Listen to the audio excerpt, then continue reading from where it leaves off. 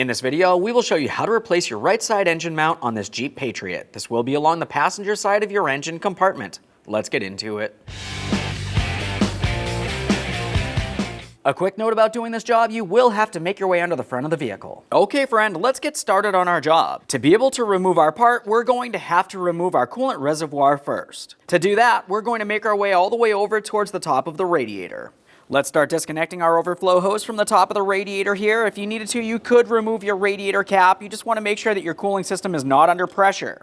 To disconnect the hose itself, just go ahead and take hold of it. We're going to give it a little twist, attempting to separate it and pull it off of the area. A thorough inspection of the radiator where it mounts, just confirming that it's not damaged in any way. Go ahead and follow that hose down to its next mounting point, down in this area. Now for this, we're just going to pry this out of place. You can use a trim tool or even a screwdriver if necessary.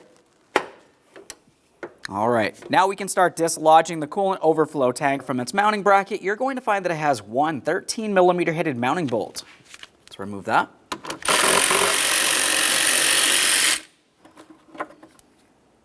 Continuing on, we want to take hold of our overflow hose so it's not facing down. Have a look in this area where your coolant reservoir and washer fluid reservoir meet. We're going to draw the coolant reservoir straight forward and away from this area. Should be able to go ahead and wiggle it right out of position. A quick inspection and we'll set this aside. Continuing from here, we're going to remove as much fluid from inside of the power steering reservoir as possible.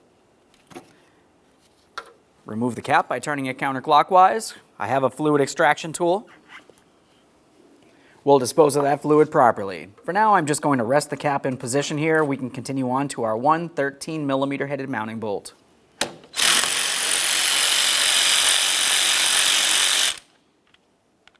With the bolt out of there, we can take hold of this, lift it up as necessary. Now that we have this dislodged, we can see both of our power steering lines. We're going to dislodge both of these and set the reservoir aside. Of course, there could still be fluid inside of the reservoir or even the hoses. I'm just going to put a small collection receptacle into this area. We want to collect and recycle all the fluid as necessary.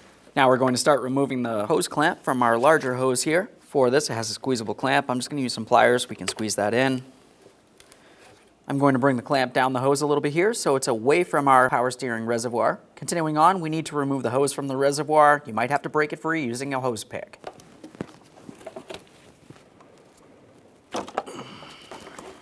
Okay, we'll make sure that this drains into our collection receptacle, of course. Once you have this separated, you want to try to make sure you do not spill any of the fluid. You can plug the ports if necessary. Now that we have the hose off the reservoir, the next thing you need to do is give it a quick inspection. Make sure it is soft and pliable and not torn, worn, or damaged in any way. That looks good. I'm going to set this aside. Let's continue on to the next hose. For the next hose clamp, we're just continuing on with our pliers. Go ahead and squeeze that in. We'll slide it out of place. Typically for this one, I like to just squeeze on the clamp, and then I can remove that reservoir. And there it is, friend.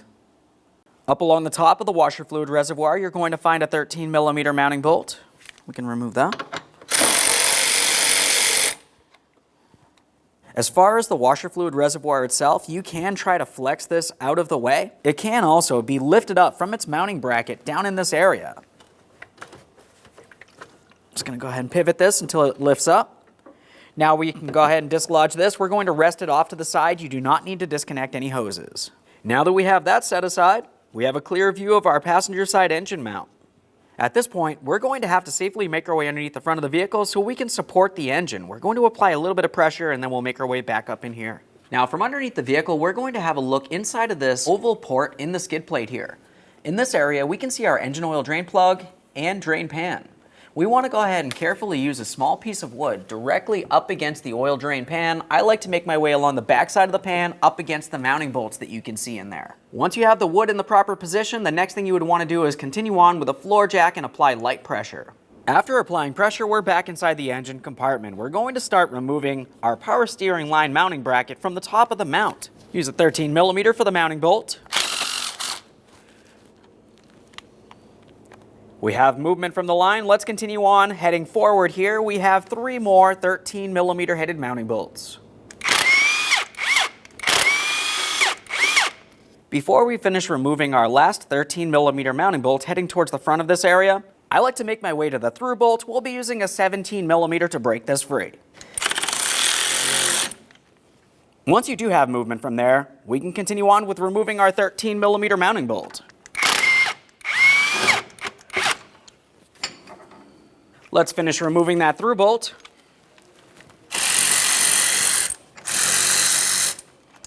As for the back side of this bolt, it does have a mounting nut with a small hook on it, preventing it from spinning on you. Just make sure you're holding onto that so it doesn't fall off. Remove your through bolt. Now we'll be using a 16mm. You're going to find that you have 3 mounting bolts holding the engine mount in place.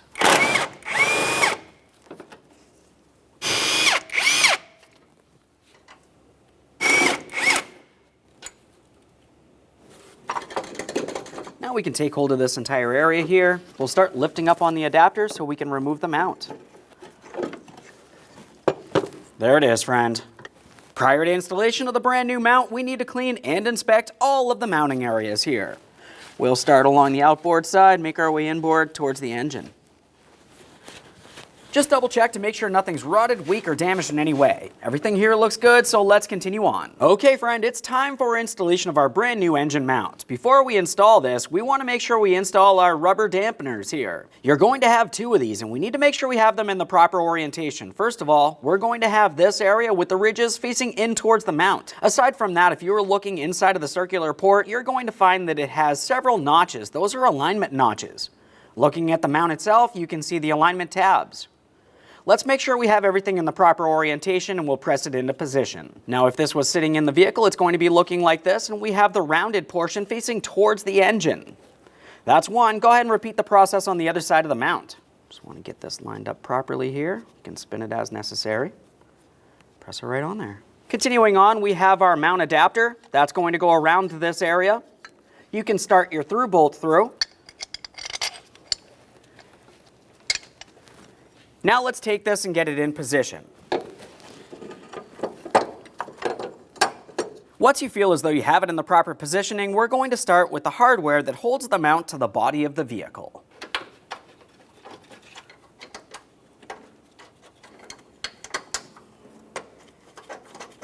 After starting in those 3 bolts, go ahead and snug them up. The torque for these is 55 foot-pounds.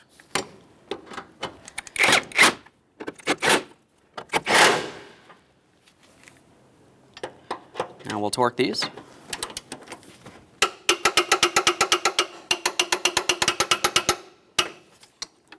Continuing on, it's time to install our 13mm mounting bolts, making their way across the adapter, holding it to the engine. You may have to raise or lower the engine as necessary. We want to make sure everything goes in as straight as possible. Start them in. After they're all started, snug them up.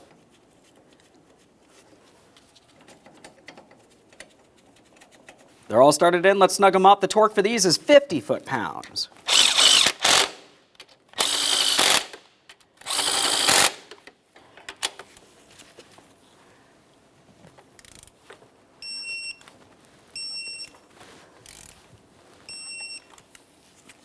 Let's install our 13mm mounting bolt holding our power steering line in place. For this one, go ahead and start it in and snug it up. Now it's time for our through bolts. We're going to start the mounting nut along the back side there. As I mentioned, it does have that small hooked ear. We'll just go ahead and press that up against the mount itself, and then we can tighten our mounting bolt. Obviously, we're going to be extremely careful for any pinch points here. As we start tightening this, it's going to want to spin. We don't want to get caught.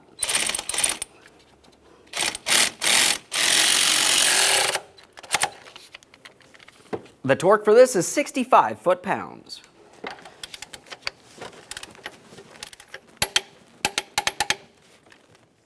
Now that everything's fully tightened here, we can remove support from under the engine. Now it's time to set the washer fluid tank into the proper position along its base. As far as the washer fluid tank itself, it has one locating tab, protrudes down. We're going to align it with its corresponding port on the body of the vehicle.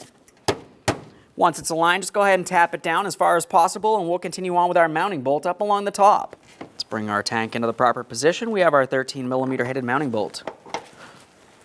Start it in and snug it up. Double check to make sure that's properly secured in place. Now it's time to install our power steering reservoir. When installing this, we're going to start with our hoses first. I'm going to start with the larger hose. We'll slide that onto the reservoir as far as possible. Once you have it on there, continue on with your clamp. We're going to slide this all the way up towards that reservoir, but we do want to be able to see hose on both sides of the clamp once it's fully installed. That looks good. We'll continue on to the next hose.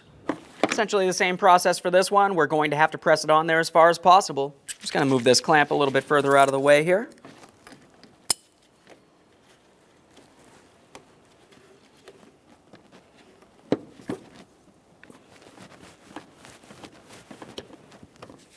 Now, as you can tell, this clamp is a little bit too far towards that power steering reservoir. It's hanging off the hose a little bit. We can't leave it like this. It needs to be properly aligned. Let's make our adjustment. There we are. I can see hose on both sides. A quick tug confirming that both of those hoses are properly secured in place. Let's secure that power steering reservoir. Start in your mounting bolt, snug it up. Now it's time to install the coolant reservoir. Let's get this in position. As we bring the coolant reservoir down along this area, we're going to have to slide the coolant reservoir in and over the tab that's part of the washer fluid reservoir. Let's bring it in here, line it up, press it in. Let's get that hose out of the way. After an audible click, we're going to be paying attention to the mounting bolt port next. Start in the mounting bolt and snug it up.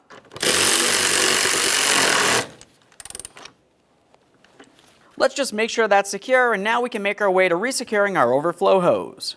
Just make sure we run it along the proper area. Slide that right up on there.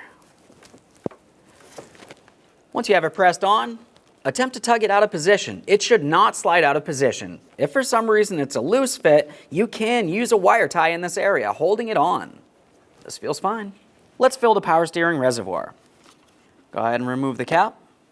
Let's continue on with the manufacturer's specified power steering fluid directly inside of this port. You can use a funnel if necessary. Got some fluid here. There we are.